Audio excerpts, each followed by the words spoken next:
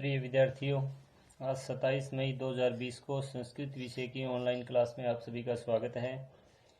हम तीसरा पाठ पढ़ रहे थे जिसका नाम है स्वराष्ट्र गौरवम। तीसरे पाठ में हमने क्रमशः 8 श्लोक पढ़ लिए, उनका हिंदी अनुवाद और शब्दार्थ सहित हमने लिख लिए। आज हम पढ़ेंगे 9वां श्लोक। तो 9वां श्लोक देखो, पितृभूत्वम पुण्यभूत्वम द्वयम यस्य न विद्यते तस्य स्वत्वम तत्र राष्ट्रे भवितुम न किल अर्हति।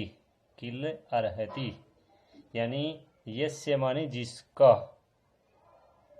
पितृभूत्वम पैतृक भूमि का भाव और पुण्यभूत्वम पुण्य भूमि का भाव, द्वय माने दोनों, न विद्यते नहीं है। पैतृक भूमि का भाव और इस भारत की पवित्र भूमि का भाव, ये दोनों जिसके पास नहीं है, तस्य माने उसका, तत्र माने वहाँ पर, राष्ट्र यानी उस राष्ट्र में, स्वत्वम यानी अपनापन या अपनत्व, भवितुम न किल अर्हति हो नहीं सकता, अर्थात उसका वहाँ उस राष्ट्र में अपनापन नहीं हो सकता। यानी जो व्यक्ति अपनी इस मातृभूमि को पितरों की, अपने पूर्वजों की भूमि नहीं समझता है, इस भूमि को पवित्र भूमि नहीं समझता है, अर्थात ये दोनों भाव जिसके पास न विद्यते नहीं है, उसका, तत्र माने वहाँ, राष्ट्र यानी उस राष्ट्र में, स्वत्वम यानी अपनापन, भवितुम न किल अर्हति नहीं हो सकता, उसका वहाँ उस राष्ट्र में अपनापन नहीं हो सकता। शब्दार्थ देखिए, सबसे पहले है पितृभूत्वम पैतृक भूमि का भाव और पुण्यभूत्वम पवित्र भूमि का भाव, द्वयम ये दोनों, यस्य माने जिसके, अर्थात जिसके पास, न विद्यते नहीं है, तस्य यानी उसका, तत्र यानी वहाँ, राष्ट्र यानी उस राष्ट्र में, स्वत्वम यानी अपनापन, न भवितुम अर्हति नहीं हो सकता। ये सारे शब्दार्थ आगे इस श्लोक के ऊपर से शब्दों के अर्थ हम क्रम से पढ़ेंगे तो अनुवाद बन जाएगा। पैतृक भूमि का भाव और पवित्र भूमि का भाव, ये दोनों जिसके पास नहीं है, उसका वहाँ उस राष्ट्र में अपनापन नहीं हो सकता। ठीक है, अब हम देखेंगे नीचे अनुवाद, प्रसंग दिया गया है। पहले प्रसंग में हम देखेंगे, प्रस्तुत श्लोक हमारी संस्कृत की पाठ्य पुस्तक स्पंदना के स्वराष्ट्र गौरवम शीर्षक पाठ से लिया गया है। इस पद्य में अपने राष्ट्र के प्रति अपनत्व का भाव किस प्रकार होता है, इसके बारे में बतलाते हुए कवि कह रहे हैं कि, ये प्रसंग हो जाएगा, फिर आगे हिंदी अनुवाद शुरू हो जाएगा।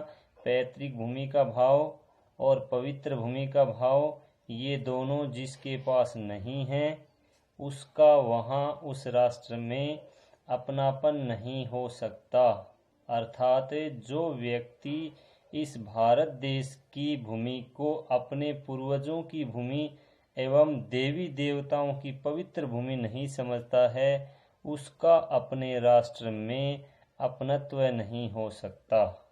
ठीक है, ये हम हिंदी अनुवाद लिख लेंगे। फिर आगे है व्याकरणात्मक टिप्पणी। व्याकरणात्मक टिप्पणी में दिया गया है, जैसे पितृभूत्वम आ गया तो इसको लिख लेंगे पितृभू प्लस त्व प्रत्यय।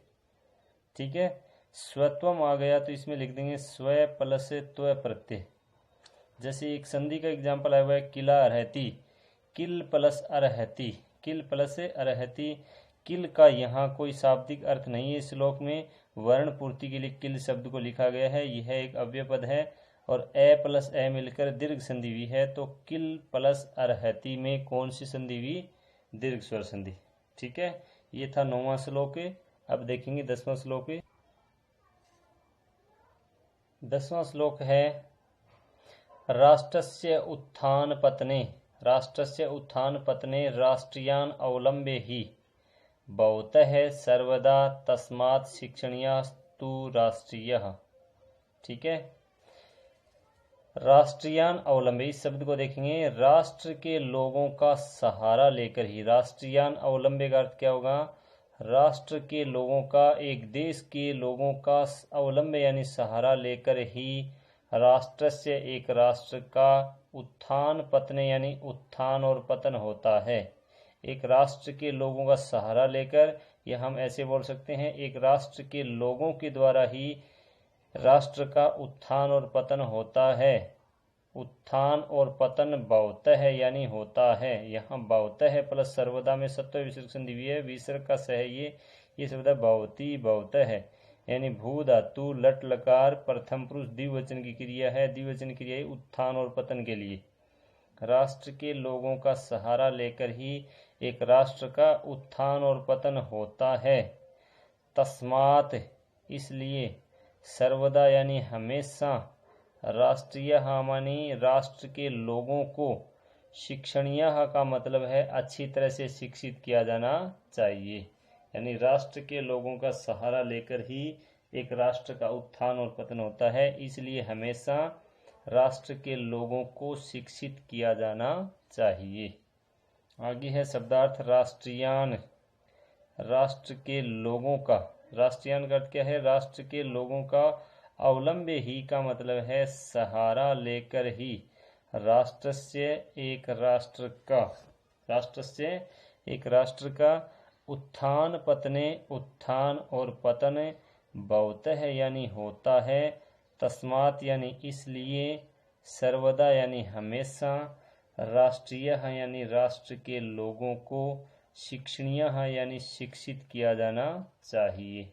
ये शब्दार्थ हो गए। ऊपर से अनुवाद पढ़ेंगे तो अनुवाद बन जाएगा। देखो, राष्ट्र के लोगों का सहारा लेकर ही एक राष्ट्र का उत्थान और पतन होता है, इसलिए हमेशा राष्ट्र के लोगों को शिक्षित किया जाना चाहिए।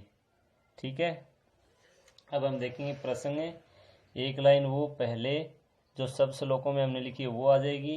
प्रस्तुत श्लोक हमारी संस्कृत की पाठ्य पुस्तक स्पंदना के स्वराष्ट्र गौरवम नामक पाठ से लिया गया है।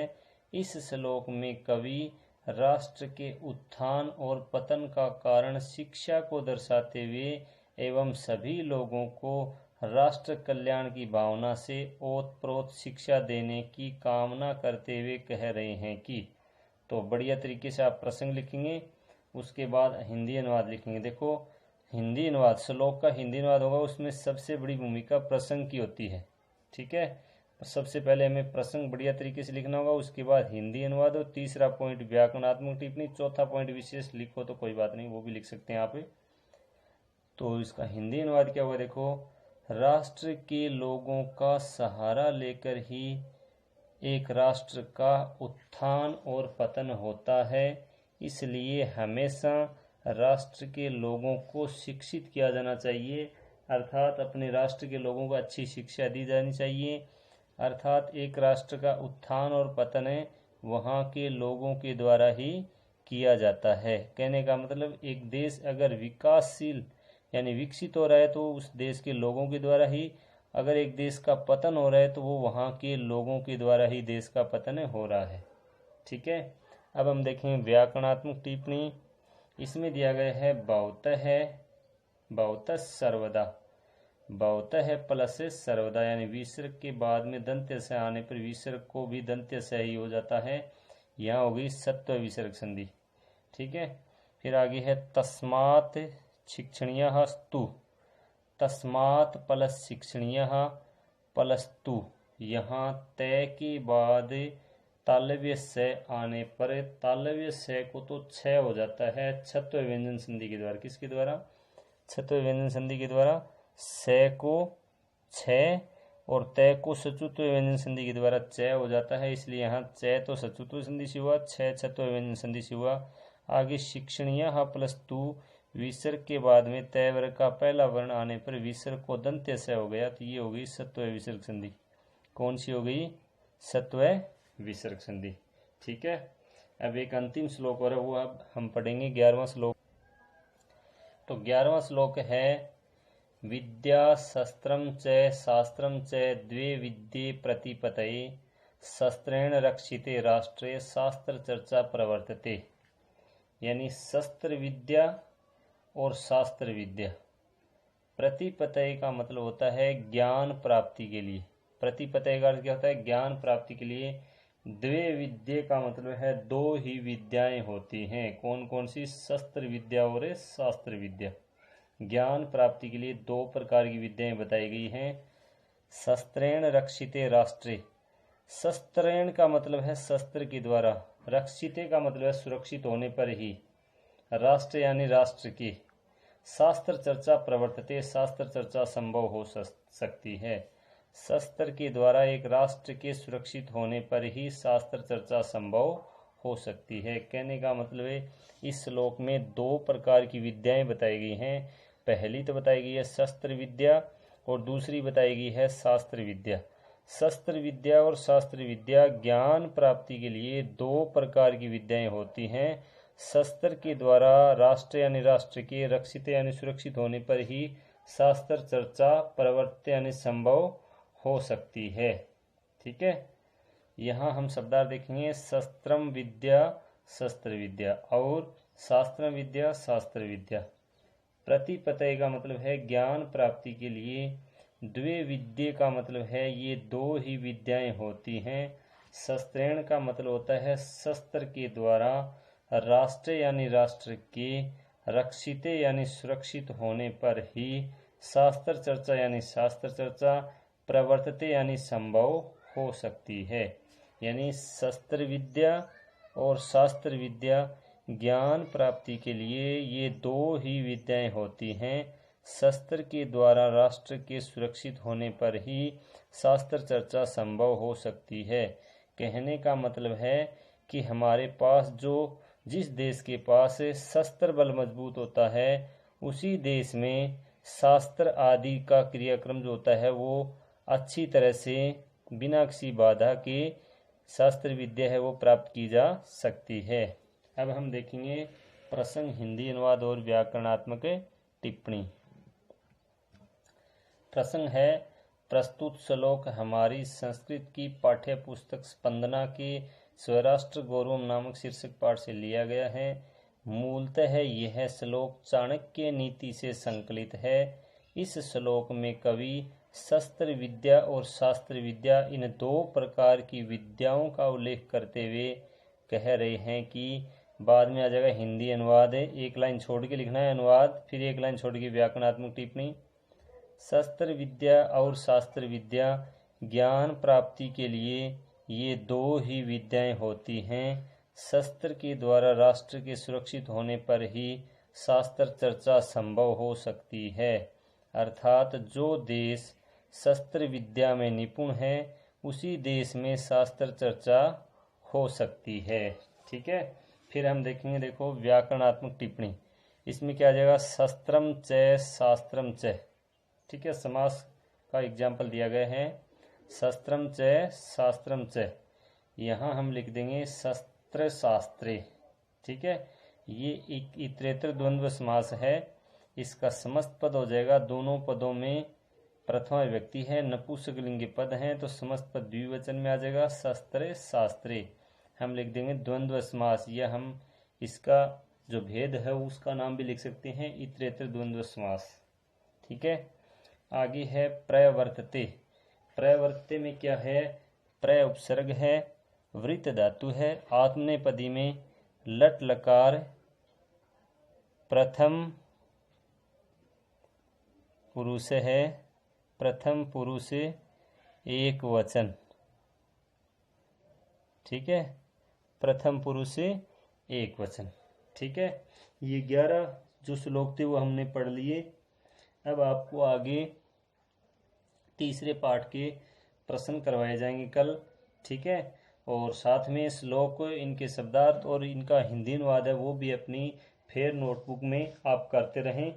ठीक है, और शायद ये तीसरा पार्ट किसी भी सेक्शन में नहीं पढ़ाया गया है तो आप फेयर कॉपी में ये काम ज़रूर करें और 2 बार इसका रिवीजन ज़रूर करें, साथ साथ याद करते रहें। आज के लिए बस इतना ही।